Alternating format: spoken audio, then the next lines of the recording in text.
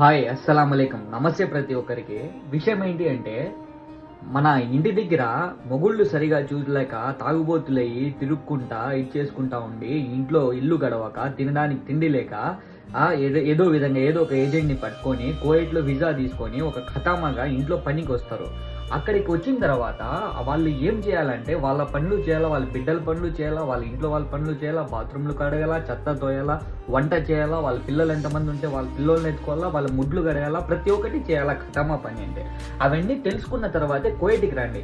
ఇక్కడికి వచ్చి అక్కడ ఇంటి దగ్గర అంతా బాధపడి అంతా డబ్బులంతా అడ్జస్ట్ చేసుకొని ఇల్లులు కుదువ పెట్టేసి డబ్బులు తీసుకొని కోయట్కి వచ్చారనుకోండి, ఇక్కడికి వచ్చి ప్రతి ఒక్క పని చేయాలా. కడగాలి, మళ్ళీ ముడ్లు కడగాలన్నా కడగాల. అలా ఓకే అయితేనే కోయటికి రండి ఖతామాలు, లేకుంటే ఎవరు రావద్దండి. ఇక్కడికి వచ్చి ఇబ్బంది పెడతా ఇంట్లో వాళ్ళని బాధ పెట్టద్దండి.